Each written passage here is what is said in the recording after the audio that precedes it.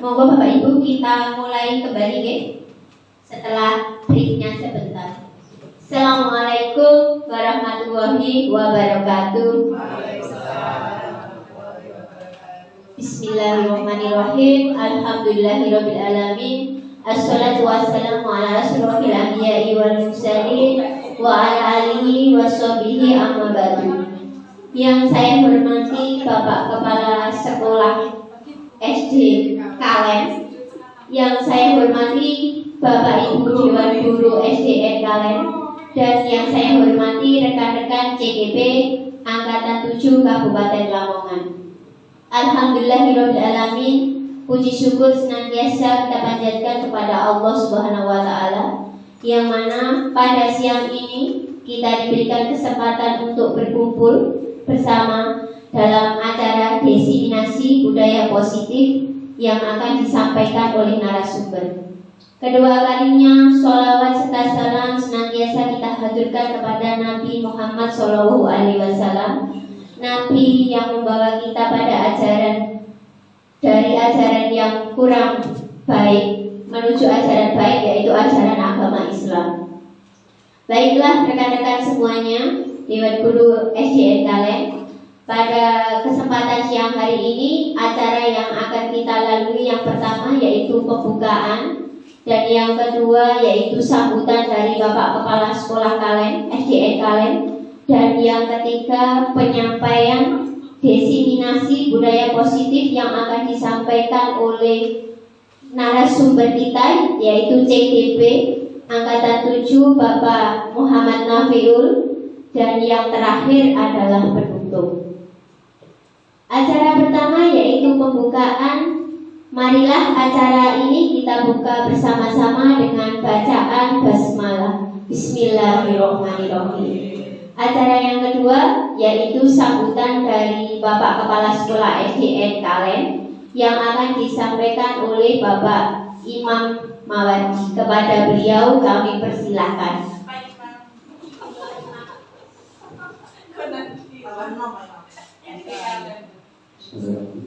Assalamualaikum warahmatullahi wabarakatuh.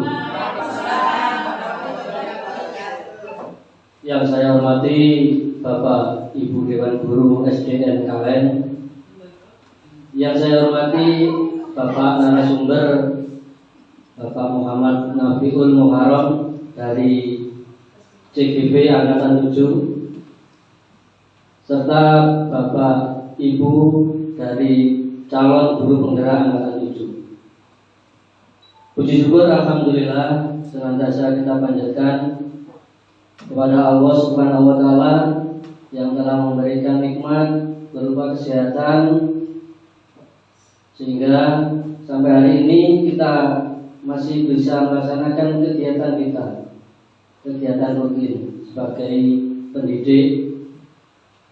Kedua kalinya sholawat dan salam marilah kita curahkan kepada Nabi Muhammad SAW yang telah memberikan tauladan, contoh uswatun hasanah lewat ajaran Islam. Bapak Guru hebat, tidak banyak yang saya sampaikan. Yang pertama, selamat datang saya sampaikan pada Bapak narasumber dan Bapak Ibu calon guru penggerak Angkatan 7 di lembaga SDN Kalen. Di sini kita akan berkolaborasi dalam diseminasi budaya positif dengan semua dewan guru yang ada di SDN Kalen, sehingga kedepannya SDN Kalen menjadi lebih maju dan lebih baik lagi. Selanjutnya saya berikan waktu sepenuhnya nanti pada Bapak narasumber untuk menyampaikan motivasinya dalam acara diseminasi hari ini. Demikian, kurang dan lebihnya saya mohon maaf. Saya akhiri. Wassalamualaikum warahmatullahi wabarakatuh.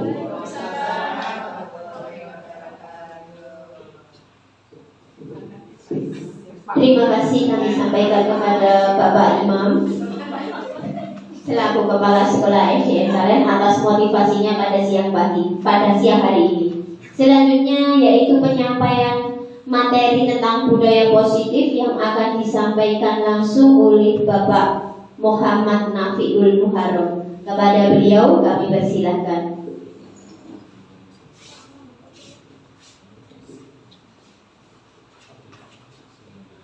Baik, langsung saja kita mulai diseminasi pada siang hari ini. Assalamualaikum warahmatullahi wabarakatuh. Pada kali ini kami akan menyampaikan diseminasi modul 1.4 budaya positif, yaitu penyebaran dan pemahaman pengalaman penerapan budaya positif di lembaga SDN Kalen. Lanjut, Bu.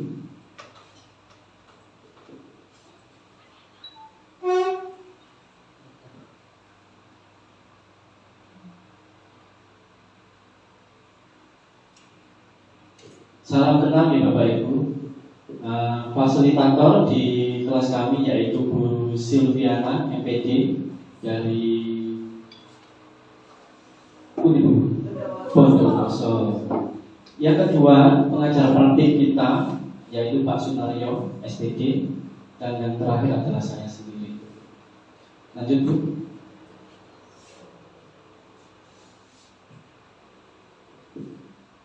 Baik, Bapak Guru hebat, selamat datang para guru hebat. Mari kita belajar bersama, berkolaborasi, saling mendukung demi mewujudkan budaya positif di sekolah kita tercinta.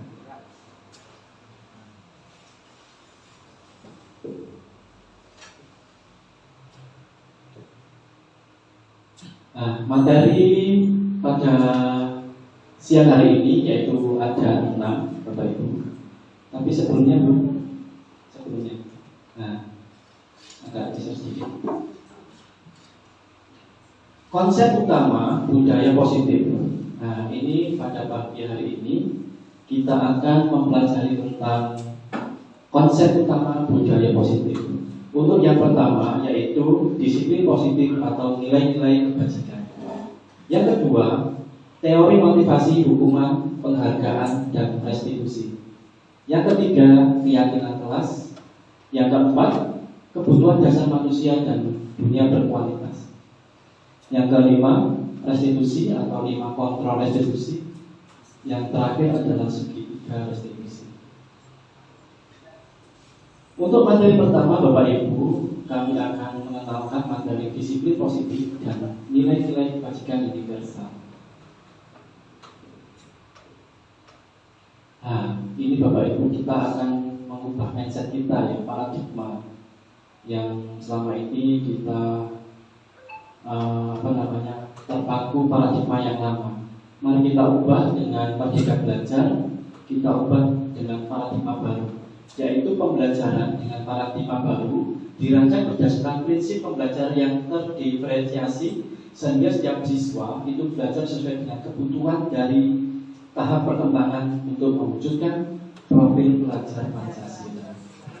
Baik Bapak Ibu, kita lanjut Bu. Nilai-nilai kebajikan universal, yaitu nilai-nilai kebajikan adalah sifat-sifat positif manusia yang merupakan tujuan yang mulia yang ingin dicapai setiap individu. Nilai-nilai tersebut bersifat universal dan lintas bahasa, suku bangsa, agama maupun latar belakang. Setiap perilaku perbuatan memiliki persetujuan, yaitu dari Dr. William Glasser pada teori kontrol. Dengan mengaitkan nilai-nilai kebajikan yang diyakini seorang, maka motivasi intrinsiknya akan terbangun sehingga menggerakkan motivasi diri dalam untuk mencapai tujuan yang mulia yang diinginkan. Nah, ini Bapak Ibu kita pahami, yaitu profil belajar Pancasila itu mempunyai berapa segmen. Nah, yang pertama apa Bapak Ibu? Yang kedua, mandiri. Yang ketiga, yang keempat, yang kelima, dan yang terakhir, kreatif. Jadi profil pelajar Pancasila itu maka akan kita terapkan di lembaga kita.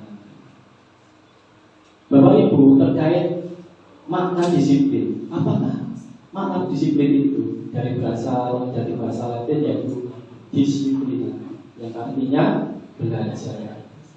Makna asal dari kata ini berkonotasi dengan disiplin dari diri murid, Socrates dan Plato. Disiplin diri membuat orang itu menggali potensinya untuk menuju sebuah tujuan apa yang dihargai.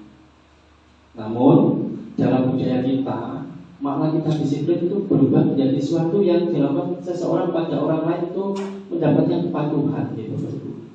Cenderung umum atau menghubungkan kata disiplin itu dengan ketidaknyamanan, bukan dengan apa yang kita hargai atau pencapaian suatu tujuan yang mulia. Jadi disiplin itu yang kita pahami yaitu kepatuhan gitu Bapak Ibu. Yang ketidaknyamanan, disiplin itu tidak enak gitu. Yang kita pahami itu. Selanjutnya Bu. Nah ini Bapak Ibu ada 3 pemahaman terkait disiplin positif. Yang pertama, dalam budaya kita, makna kata disiplin itu memaknai menjadi sesuatu yang dilakukan seorang pada orang lain untuk mendapatkan kepatuhan. Kita cenderung menghubungkan kata disiplin dengan ketidaknyamanan. Itu yang seringkali kita alami. Yang kedua, disiplin positif itu sebagai pendidik tujuan kita adalah menciptakan anak-anak yang memiliki disiplin diri sehingga mereka bisa berperilaku dengan mengacu pada nilai-nilai kebijakan universal dan memiliki motivasi intrinsik bukan ekstrinsik. Nanti saya jelaskan ke belakang. Dan yang ketiga, disiplin positif merupakan salah satu cara penerapan disiplin yang bertujuan untuk menumbuhkan kesadaran serta membedakan anak melakukan sesuatu tanpa sogokan atau ancaman maupun hukuman. Nah, ini nanti kita pahami di materi selanjutnya. Nah, ini Bapak Ibu, kami akan memaparkan terkait perubahan paradigma quality control atau ilusi kontrol. Ilusi kontrol, guru itu mengontrol murid. Yang kedua, ilusi bahwa kritik dan membuat orang merasa bersalah dapat menguatkan karakter. Ilusi bahwa semua penguatan positif itu efektif dan bermanfaat. Dan yang terakhir, ilusi bahwa orang dewasa memiliki hak untuk memaksa. Itu perubahan paradigma quality control. Nah, ini Bapak Ibu, ada dua nih Bapak Ibu terkait siapa sesungguhnya yang memiliki kontrol diri kita. Ada dua, ada stimulus respon dan teori kontrol. Nah, ini saya gambarkan yang pertama, stimulus respon. Contohnya begini Bapak Ibu, kita mencoba mengubah orang lain agar berpandangan sama dengan kita. Itu stimulus respon. Terus perilaku buruk dibuat sebagai suatu kesalahan. Terus yang ketiga, orang lain bisa mengontrol saya. Terus memaksakan ada apa satu bujukan gagal. Dan yang terakhir, model berpikir menang atau kalah. Itu stimulus respon. Nah, beda dengan teori kontrol. Kalau teori kontrol itu kita berusaha memahami pandangan orang lain tentang dunia. Jadi kita nggak boleh memaksakan orang lain. Nah, itu teori kontrol.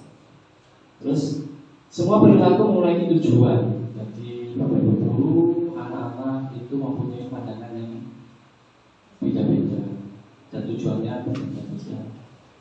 Terus hanya Anda yang bisa mengontrol diri Anda. Nah, terus Anda tidak bisa mengontrol orang lain. Berkolaborasi konsensus menciptakan pilihan-pilihan baru. Terus yang terakhir adalah model berpikir menang-menang. Itu teori kontrol. Jadi konsepnya itu tidak boleh memaksa orang lain. Lanjut. Nah, ini materi yang kedua Bapak Ibu tentang teori motivasi, hukuman dan penghargaan restitusi. Pada teori motivasi perilaku manusia itu ada dua Bapak Ibu, motivasi eksternal dan motivasi internal bertujuan untuk positif. Nah, ini kita jelaskan yang pertama, yaitu untuk menghindari ketidaknyamanan atau hukuman. Itu apa yang akan terjadi apabila saya tidak melakukan. Nah, itu terjadi hukuman. Jadi itu motivasi eksternal. Terus yang kedua, untuk mendapatkan imbalan dari orang lain. Itu motivasi internal. Untuk menghargai diri sendiri, itu motivasi internal dan tujuannya untuk positif. Nah, itu Bapak Ibu teori motivasi perilaku manusia. Dan kita nanti kalau bisa yang ketiga nih Bapak Ibu, untuk menghargai diri sendiri, motivasi internal dan tujuannya untuk disiplin positif. Nah, Bapak Ibu masih ingat nih Bapak pendidikan kita, Bapak Ki Hajar Dewantoro, yaitu ada kata-kata pemantik dari Bapak Ki Hajar Dewantoro. Merdeka itu artinya tidak hanya terlepas dari perintah, tapi akan tetapi juga cakap untuk memerintahkan diri sendiri. Nah, tujuan untuk merdeka belajar itu seperti itu Bapak Ibu. Jadi tidak usah diperintah, tapi dengan memerintahkan diri sendiri. Itu yang konsep Bapak pendidikan kita Ki Hajar Dewantoro.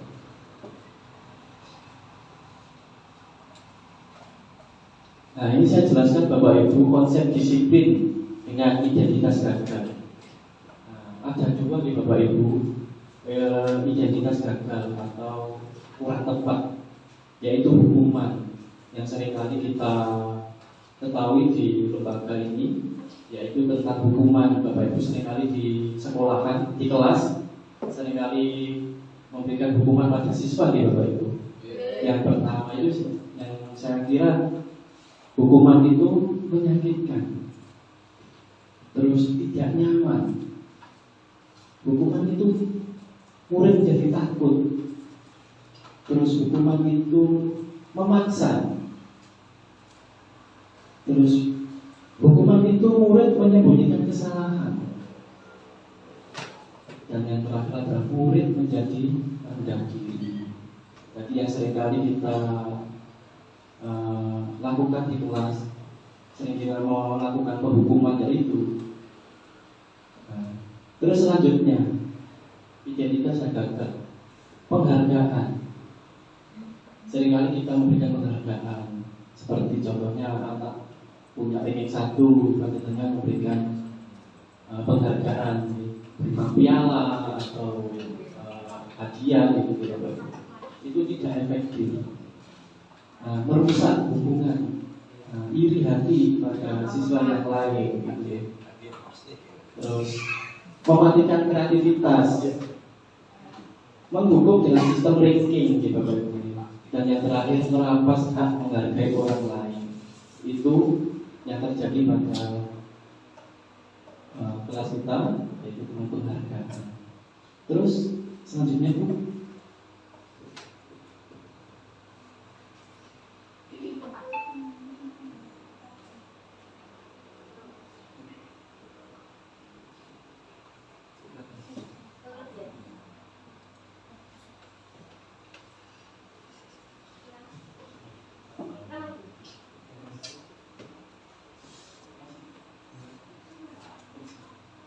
nah ini Bapak Ibu, konsep disiplin dengan identitas sukses atau konsep disiplin positif dan baik, yaitu tentang konsekuensi, yaitu penguatan jangka pendek, terus perlu monitoring berkelanjutan, stimulus respon, dan murid menghormati peraturan, kehilangan waktu dan merenungi kesalahan.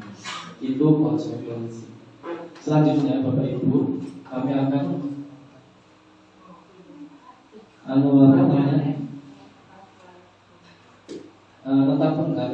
bukan restitusi ya Bapak Ibu. Setelah ini clear ya Bapak Ibu. Setelah konsep adalah restitusi ya. Itu sebenarnya restitusi ya. Murid bertanggung jawab untuk perilakunya, fokus pada pemecahan masalah jangka panjang. Terus murid menghormati dirinya dengan orang lain, kontrol dirinya, memegang kontrol. Dan yang terakhir murid bersemangat memperbaiki kesalahan.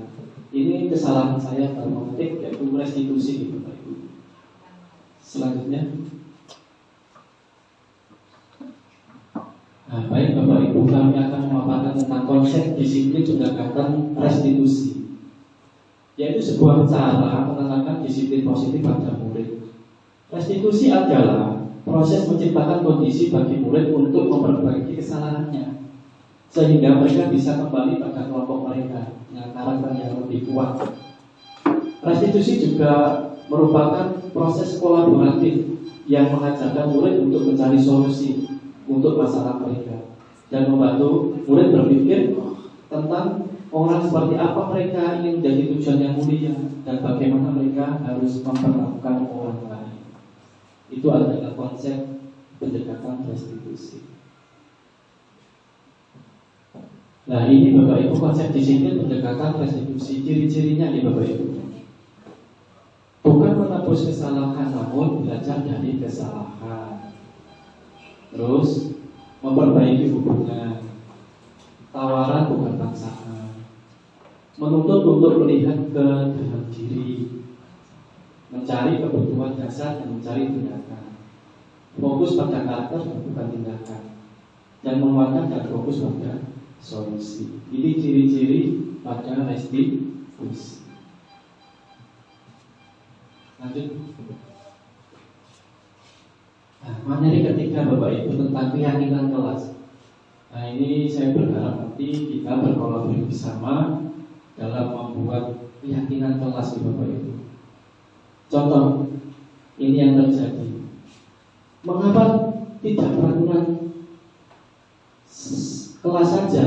Mengapa harus keyakinan kelas? Nah, contoh yang kita secara umum, yaitu mengapa kita memiliki peraturan harus menggunakan helm mengendarai kendaraan roda 2? Ya seringkali ya Bapak Ibu tentang berkendara harus memakai helm. Mengapa kita memiliki peraturan 3M, menggunakan masker, mencuci tangan dan menjaga jarak 1,5 meter? Mengapa kita memiliki peraturan harus datang tepat waktu pada mengikuti pembelajaran? Nah ini Bapak Ibu untuk mendukung motivasi intrinsik itu kembali pada nilai-nilai keyakinan lebih menggerakkan seorang dibandingkan untuk serangkaian peraturan-peraturan. Jadi lebih berjalan lagi.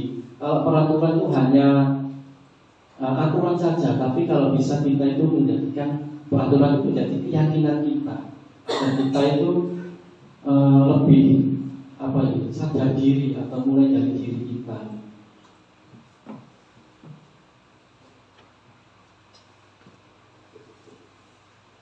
Ini kemarin Bapak Ibu kami membuat kegiatan membuat keyakinan kelas di kelas 4.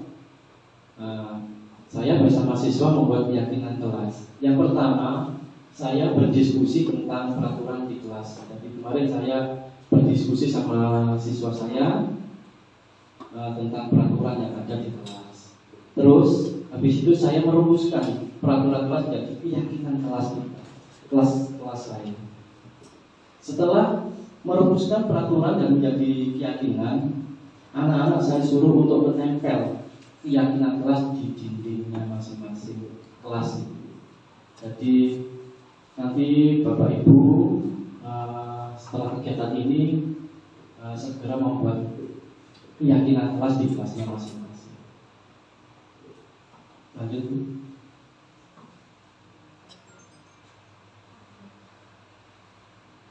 Nah ini Bapak Ibu contoh-contoh peraturan kelas ya Bapak Ibu. Yang pertama, dilarang mengganggu orang lain. Itu peraturan kelas. Yang kedua, hadir di sekolah 15 menit sebelum pembelajaran dimulai. Yang ketiga, dilarang melakukan kekerasan atau berkelahi. Yang keempat, bergantian atau menunggu orang lain. Nah, ini peraturan kelas yang saya terapkan kemarin bersama anak-anak. Selanjutnya, setelah peraturan itu terjadi dan saya laksanakan menjadikan keyakinan kelas. Yang pertama, keyakinan kelas saya yaitu menghormati orang lain dan berkomitmen. Nah, terus yang kedua, keselamatan dan menghormati orang lain. Yang ketiga, bersabar dan menghormati orang lain. Dan yang terakhir adalah menghormati orang lain. Itu keyakinan yang ada di kelas. Setelah terbentuk keyakinan akan menjadi kesepakatan kelas gitu Bapak Ibu. Nah ini yang sudah kami kesepakati di kelas, yaitu saya membuang sampah pada tempatnya. Nah, terus saya menghormati orang lain dan barang miliknya. Saya melaksanakan segala pekerjaan dan kegiatan yang ditugaskan. Saya berbicara dengan sopan dan jujur. Saya bijak bersikap dan bertindak. Saya berpakaian rapi sesuai aturan sekolah. Saya akan menaati kesepakatan kelas. Itu yang kita sepakati bersama di dalam kelas.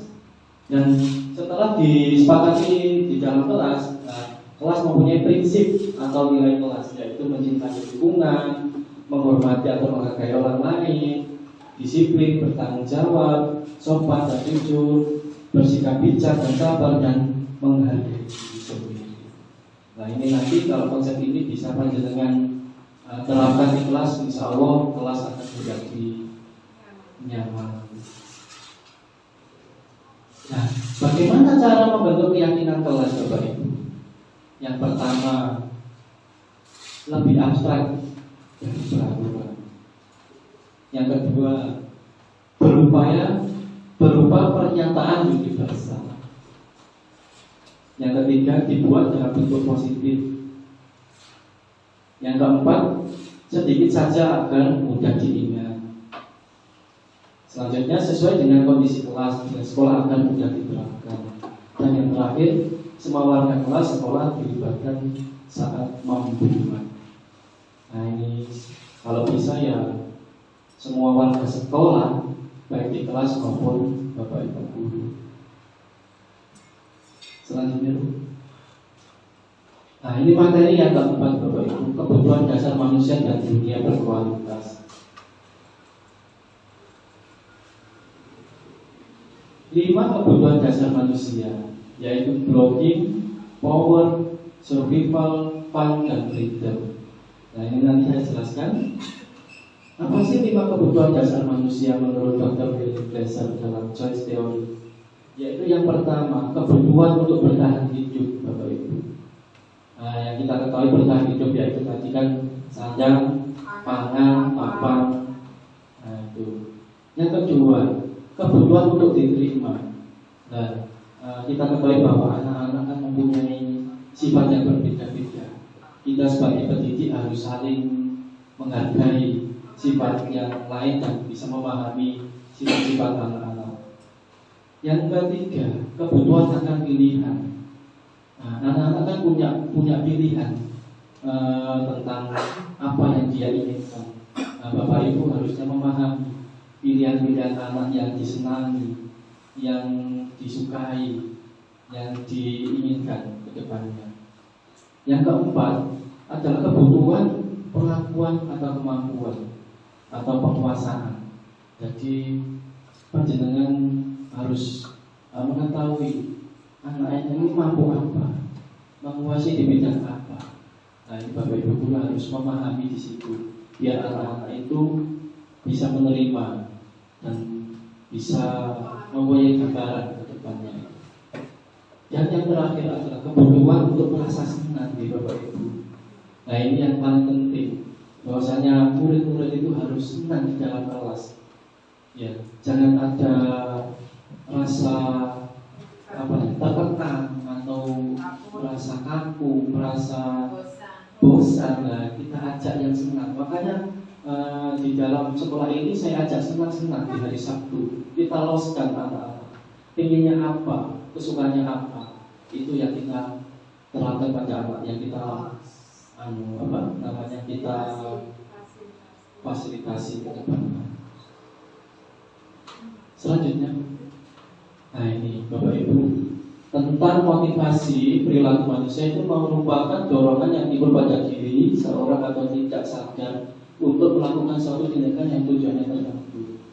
Bapak Ibu, yang pasti panjenengan tahu di dalam kelas itu panjenengan mengetahui tentang konsep ini, yaitu menghindari ketidaknyamanan dan hukuman. Biasanya itu murid melakukan disiplin diri karena ia takut dihukum. Nah, ini merupakan motivasi ekstrinsik, takut dihukum. Anak-anak itu kalau ada hukuman, dia itu merasa takut. Yang kedua, mendapatkan imbalan atau penghargaan diri orang lain. Nah, ini murid melakukan disiplin diri karena ingin mendapatkan imbalan. Nah, termotivasi ingin mendapatkan imbalan, contohnya ingin mendapatkan ranking 1, yang pasti nanti ada imbalan piala. Nah, biasanya itu motivasi ekstrinsik. Nah, yang terakhir ini menghargai nilai-nilai kebijakan, kebajikan diri sendiri. Ini yang paling benar di Bapak Ibu. Murid melakukan disiplin diri karena sadar akan nilainya, kebajikan dirinya untuk melakukan motivasi intrinsik. Contohnya, tidak diminta dia melakukan sendiri. Contohnya, anak datang terlambat karena bangunnya kesiangan. Itu kan kalau sudah sadar diri, anak-anak itu kan akan tidurnya lebih awal dari sebelumnya.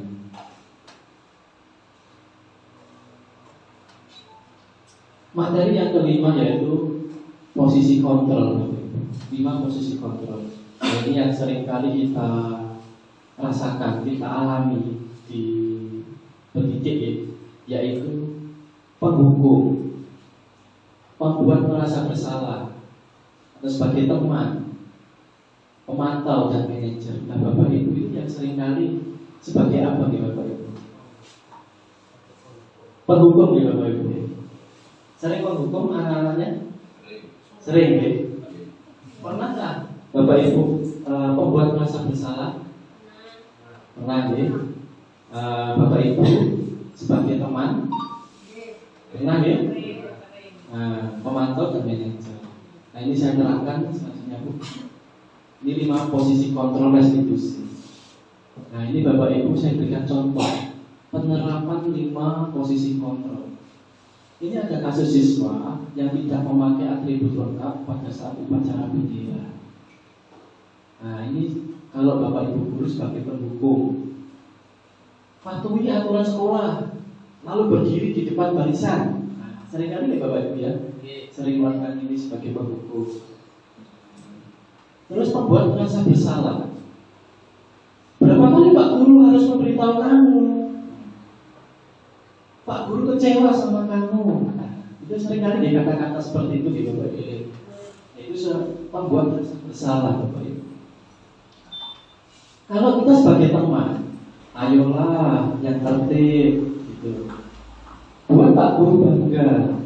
Kali ini tidak apa-apa kamu salah. Pernah bagi Bapak Ibu seperti itu sebagai teman gitu.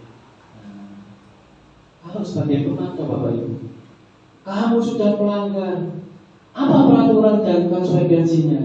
Nah, itu yang sering kali kita alami di Bapak Ibu, pemantau. Dan yang paling utama di Bapak Ibu, kita itu seharusnya sebagai manajer. Nah, kalau sebagai manajer itu tidak menyalahkan, tapi memberikan solusi. Contohnya kata-kata itu. Apakah kamu tahu kesalahanmu? Nah, kira-kira bagaimana kamu untuk memperbaiki kesalahanmu? Nah, berikan kata-kata motivasi itu pada anak-anak, biar anak-anak itu sadar diri bahwa saya ini salah, saya harus bagaimana. Nah, seringkali di Bapak Ibu nanti panjenengan di posisi manajer kalau bisa ke depannya. Jadi merasa anak itu bersalah, mengakui kesalahannya, bagaimana cara memperbaiki kesalahan tersebut. Nah, tujuan untuk mempelajari 5 posisi kontrol ini yaitu guru dapat melakukan refleksi atas disiplin yang dijalankan selama ini untuk murid-murid. Selanjutnya, itu guru dapat menerapkan disiplin restitusi di posisi manajer. Minimal panjenengan itu sebagai pemantau agar dapat menghasilkan murid yang bertanggung jawab, mandiri, dan merdeka. Dan tujuannya yaitu guru dapat menganalisis secara kritis, refleksi, dan terbuka atas penemuan diri yang didapatkan untuk mempelajari posisi kontrol ini.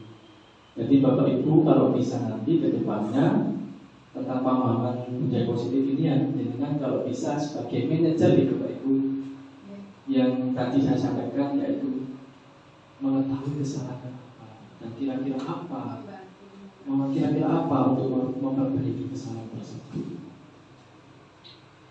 Materi yang terakhir yaitu segitiga restitusi Bapak Ibu. Nah, ini ada 3 segitiga restitusi. Yang pertama yaitu menstabilkan identitas. Yang kedua validasi kebutuhan. Dan yang terakhir menyatakan keyakinan. Sebentar Bu.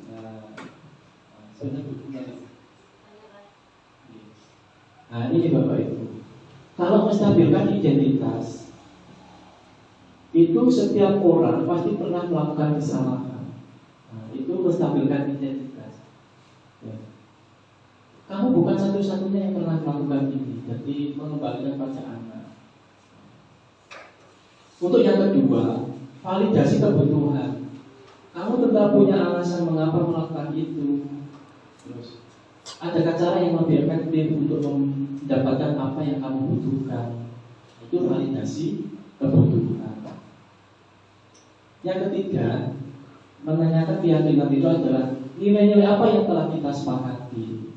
Terkait tadi keyakinan kelas di Bapak Ibu peraturan sekolah.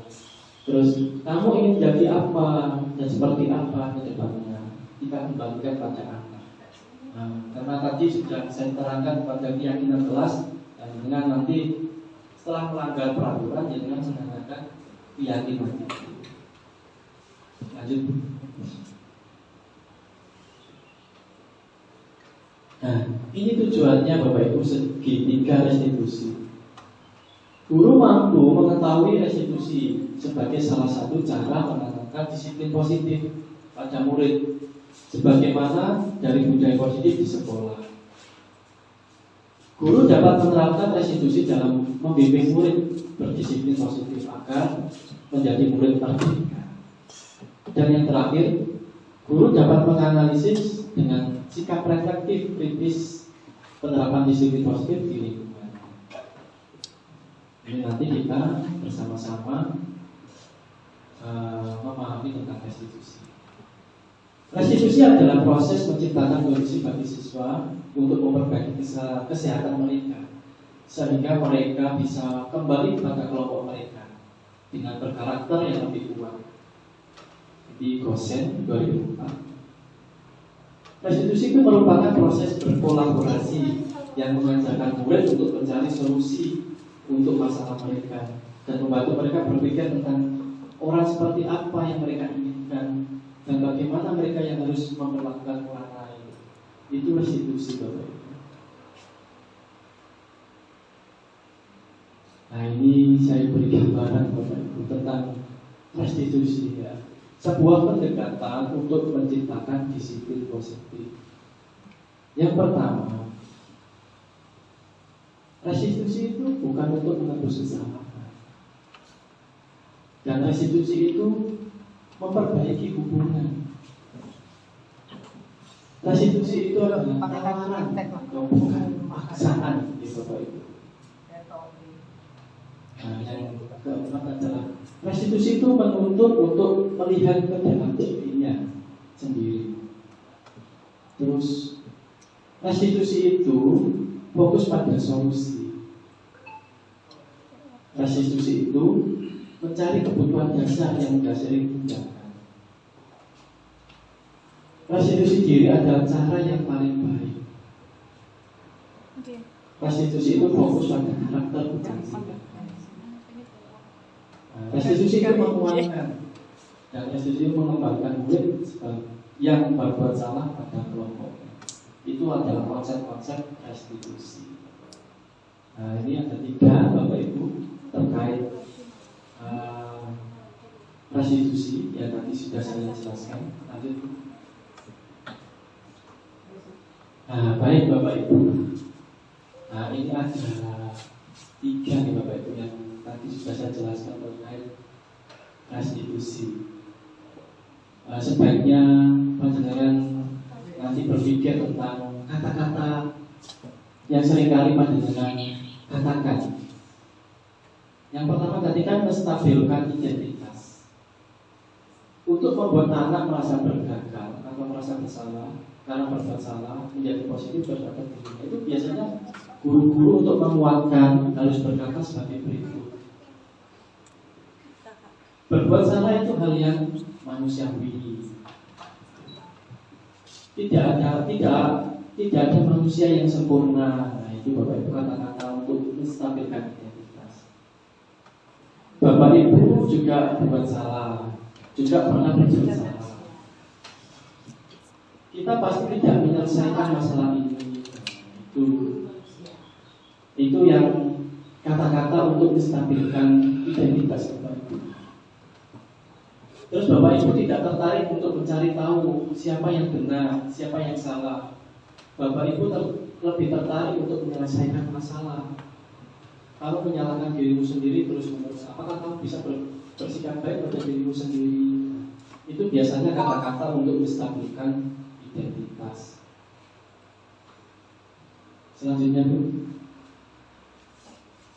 Nah, ini Bapak Ibu, setelah menstabilkan identitas, kita harus melakukan validasi kebutuhan.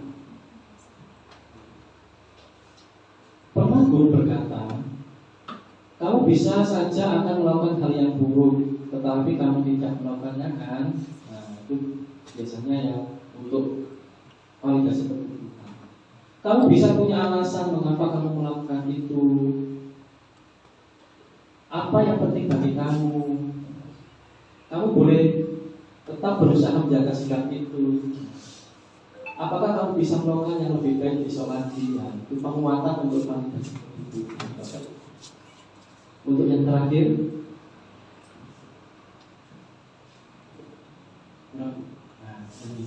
Nah, ini tentang meyakinkan keyakinan, menanyakan keyakinan Bapak Ibu. Kata-kata yang bisa kita lakukan adalah apa nilai yang kita percaya di kelas kita, sekolah kita, nah, untuk meyakinkan anak kita ke depan kalau ada yang salah. Terus kelas yang ideal itu seperti apa sih? Terus kamu apa yang jadi anak seperti apa? Itu yang kita lakukan untuk menanyakan keyakinan. Nah, ini Bapak Ibu terkait segitiga restitusi. Kami punya video yang pernah kami rekam pada saat di sekolah kami.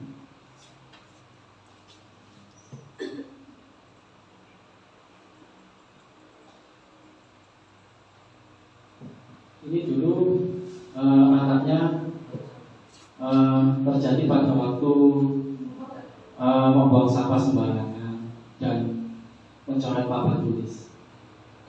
Tasya, apa kamu tahu kenapa aku memanggil kamu ke sini?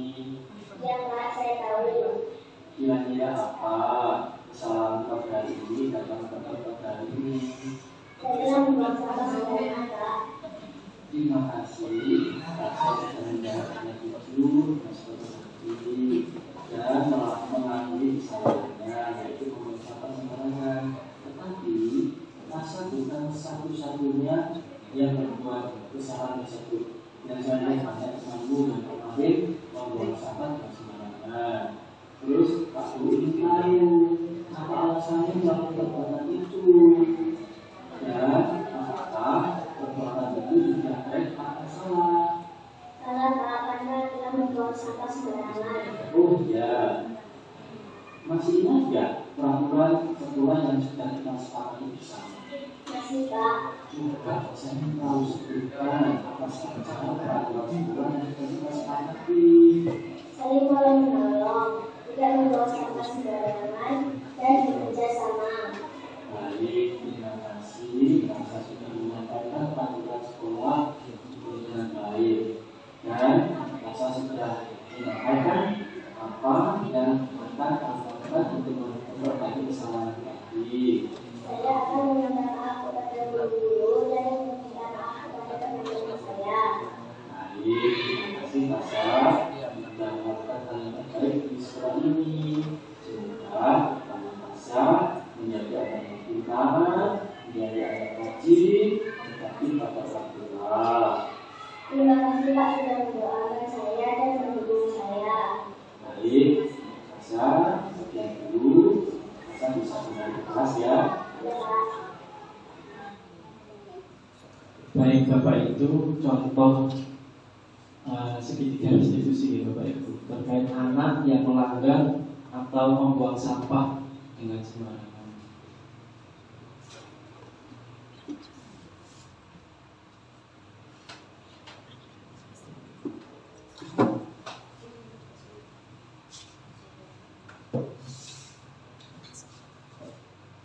Kira-kira Bapak Ibu mau bertanya terkait video saya tadi? Kita buka sistem diskusi ya Bapak Ibu.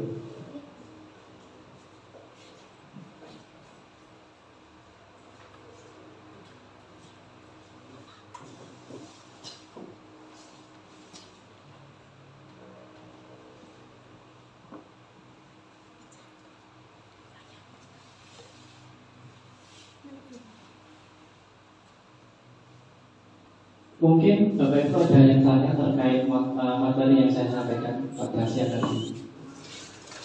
Monggo.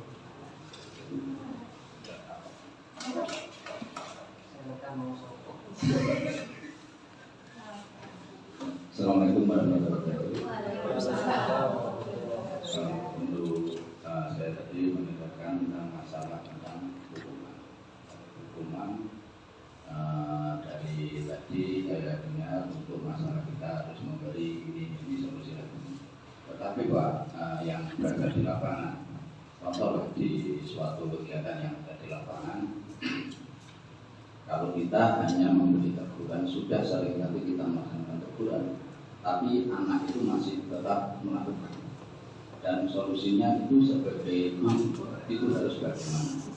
Dan kalau sudah berapa kali contoh, ini ada beberapa kelas yang katanya kita harus sebagai teman. Sering saya melihat atau mendengar kalau guru itu sebagai teman, banyak anak-anak sekarang itu melunjak. Nah, kalau kita akabi teman, sepertinya seolah-olah kita itu anak-anak berbicaranya saja sudah beda, tidak sopan. Dan juga ada pengalaman dari salah satu guru. Itu ada salah satu guru di sekolah itu antagonis, itu juga bisa sebagai contoh, salah satu contoh untuk menakut-nakuti. Ada juga seperti itu. Itu juga lebih efektif daripada kita hanya menegur ngomong blablabla. Yang itu akhirnya tidak bisa efektif untuk menegur. Makanya saya ingin contoh gimana caranya sudah seringkali memberi nasihat kita sebagai teman atau sebagai apapun, tapi belum bisa terlaksana. Assalamualaikum warahmatullahi wabarakatuh. Baik Bapak Baca, terima kasih. Pertanyaannya sangat luar biasa nih Bapak Ibu. Seringkali kita tahu, kita alami di sekolahan terkait hukuman ya Bapak. Seringkali membuat ini kok seperti ini terus gitu. Posisinya menjadi penghukum gitu Bapak. Di konsep ini Bapak, kita sering materi kita adalah restitusi. Nah, tadi kan sudah saya contohkan pada video saya. Nah, anak yang membuat kesalahan itu tadi dipanggil, diajak berdiskusi, mengakui kesalahannya, terus untuk kedepannya bagaimana cara untuk memperbaiki kesalahan tersebut. Mungkin Bapak baca besok kalau ada kesalahan lagi, dicoba seperti video saya, duduk bersama, anak itu bisa nggak mengakui kesalahannya, terus tindakannya apa kira-kira ke depannya untuk memperbaiki kesalahan. Nah, konsep-konsep ini kan belum jenengan laksanakan nih.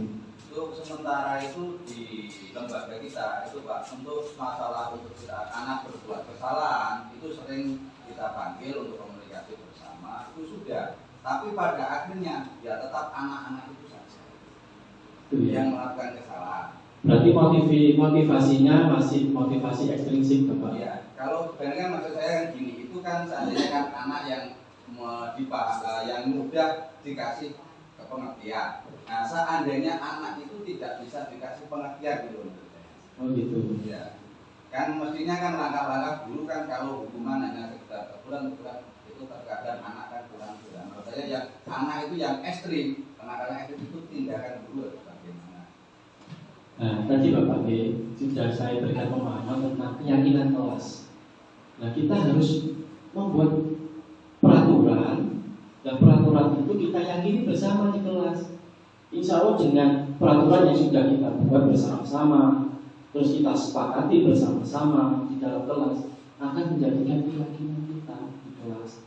Coba nanti kita konsep ini kita terapkan di kelas. Nah, coba dijak ngomong bersama-sama anak-anak. Kita buat peraturan kelas.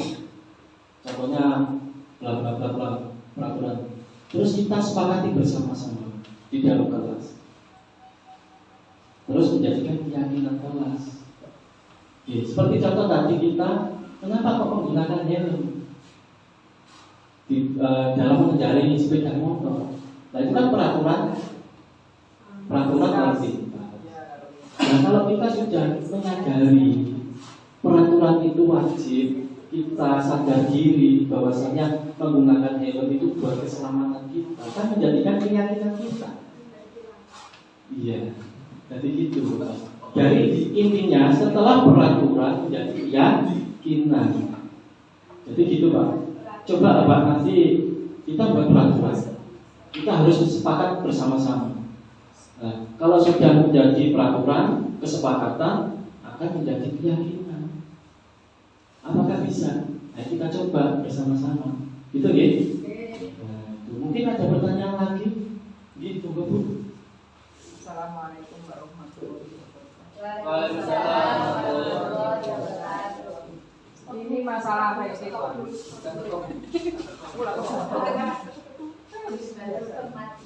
Sudah banter Pak, ini masalah ranking.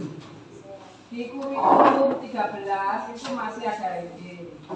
Terus kebiasaan bapak ibunya kalau menerima rapot itu pasti yang ditanyakan ranking. Nah di sini ranking termasuk pemberian penghargaan, termasuk identitas negara. Apa nanti di kurikulum Merdeka masih ada ranking? Terima kasih Bu atas pertanyaannya. Gini Bu, di Merdeka Belajar itu kemarin saya menginput nilai di e-lapor. Di Merdeka Belajar itu tidak ada ranking. Jadi konsepnya Merdeka Belajar hanya satu mapel itu satu nilai. Jadi itu yang saya isi kemarin di e-lapor itu. Dan jumlahnya tidak ada di bawahnya itu. Jadi nilai per mapel. Contohnya agama 89, bahasa 90 gitu. Dan tidak ada rankingnya. Berarti sudah tidak ada rata-rata nilai rata-rata. Tidak ada. Terima kasih. Itu terkait Merdeka Belajar. Mungkin ada lain dari Bapak Ibu yang ingin menanggapi materi saya atau menambahkan materi saya. Assalamualaikum warahmatullahi wabarakatuh. Di sini saya tidak akan bertanya atau menanggapi, hanya menyampaikan ungkapan hati. Dari diseminasi hari ini ada beberapa hal yang saya dapatkan, ada hal-hal yang baru atau kekinian yang saya dapatkan. Yang pertama tentang pembelajaran yang diferensiasi ya. Yang kedua yakni tentang identitas gagal dan identitas sukses. Yang ketiga yakni konsep dari Bapak Pendidikan Bapak Ki Hajar Dewantoro yang konsepnya sampai hari ini masih tetap konsisten atau masih tetap bisa kita laksanakan. Yang keempat yakni fungsi kontrol yang tentang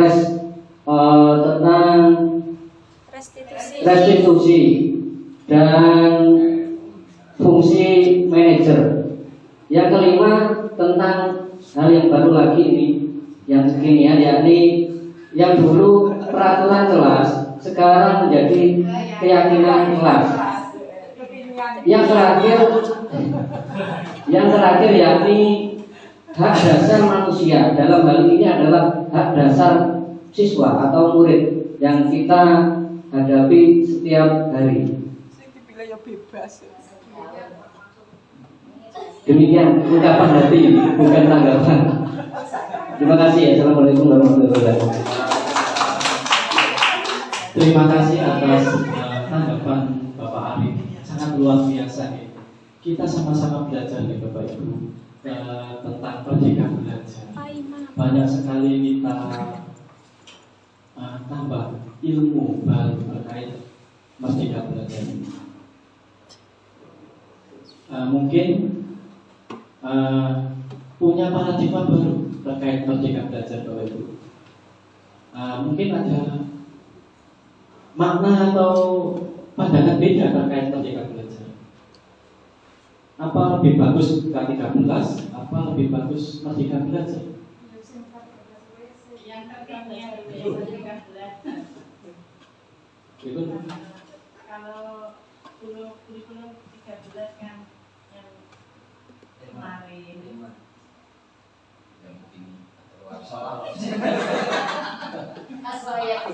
berdasarkan tema, tapi kalau kurikulum Merdeka Belajar itu berdasarkan mapel pelajaran. Bapak Ibu, Ini konsep-konsep ini kita akan mendalami nih, kalau bisa kita harus mendalami tentang restitusi. Kita sebagai pendidik kalau bisa sebagai manajer, jangan sekali-kali menghukum anak dan memberikan kebebasan pada anak. Mungkin ada yang lebih tanggapan. Terima kasih Pak Nafi. Assalamualaikum warahmatullahi wabarakatuh. Menarik sekali jadi berbagi praktik baik pada hari ini dari apa yang dilakukan di SD Beranda 1 tadi Bu Ika, kemudian di SD Beranda, di SD Kalen ya, SD Kalen dan Beranda 2, luar biasa. Yang saya tanyakan adalah dari praktik baik yang sudah dilakukan Pak Nafi tadi dengan murid yang dengan kasus seperti tadi, bagaimana tanggapan murid Bapak terkait dengan sikap yang bijak ya dengan penerapan restitusi itu? Mungkin barangkali ada testimoni atau ungkapan dari murid Bapak ketika sudah mendapatkan tindakan atau perlakuan yang menurut saya lebih menghargai harga diri anak seperti itu. Apakah ada Pak? Jika ada barangkali bisa sampaikan. Terima kasih. Assalamualaikum warahmatullahi wabarakatuh. Perkenalkan, nama saya Natasha Aulia Ramadhani. Saya kelas 5 SDN Kalen, Kecamatan Keduri, Kabupaten Lamongan. Saya merasa senang saya tidak dimarahi dan dihukum karena perbuatan saya membuang sampah sembarangan dan mencoret-coret papan tulis. Cuma saya diberitahu dan diajak untuk memperbaiki kesalahan saya. Terima kasih Pak Nafi. Wassalamualaikum warahmatullahi wabarakatuh. Itu Bu yang sudah saya lakukan untuk memperbaiki kesalahannya pada murid saya. Alhamdulillah, tanggapannya siswa saya sangat luar biasa. Dia itu punya konsep, berarti saya membuang sampah, mencoret-coret papan tulis itu salah. Terus bagaimana cara memperbaikinya dan tidak mengulanginya lagi? Itu testimoni dari murid saya. Itu yang dapat kami sampaikan Bu. Mungkin ada yang lain? Mungkin ada tambahan-tambahan atau apa dari saya? Kalau sudah cukup, saya akhiri Bapak Ibu. Baik Bapak Ibu, terkait materi saya yang sudah saya jelaskan, mungkin ada kata-kata yang salah atau pemahaman-pemahaman yang salah pada saya mohon maaf yang sebesar-besarnya. Ihdinas siratal mustaqim. Assalamualaikum warahmatullahi wabarakatuh. Waalaikumsalam warahmatullahi wabarakatuh.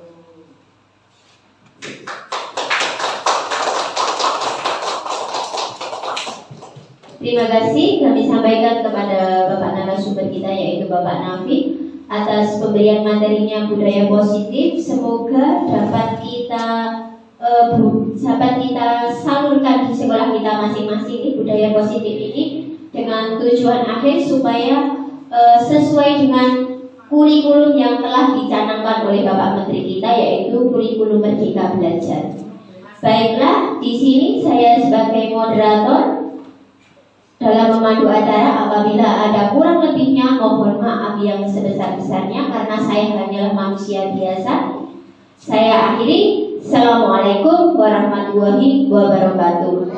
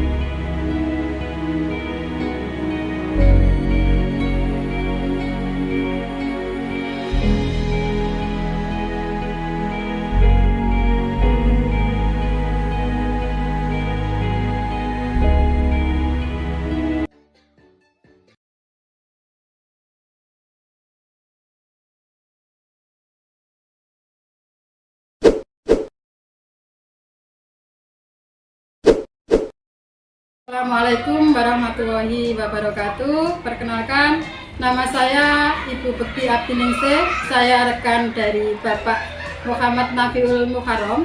Di sini saya akan memaparkan bahwa diseminasi yang disampaikan oleh Bapak Nafi masalah budaya positif sangat-sangat membantu, di mana kita sangat ingin bahwa anak itu merasakan disiplin yang sangat timbul dari dirinya sendiri dengan kesadarannya sendiri tanpa adanya rasa takut, antara takut guru atau takut dari dengan temannya atau dihukum.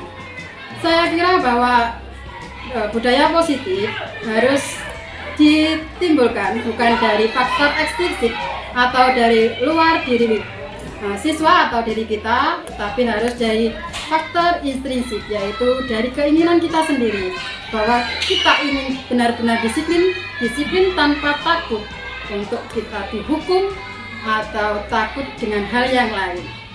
Kemudian selain bagi murid, juga sangat membantu bagi saya sebagai seorang pendidik, di mana saya harus bisa menempatkan posisi saya atau sebagai penghukum, sebagai pemantau, atau sebagai manajer bagi murid saya.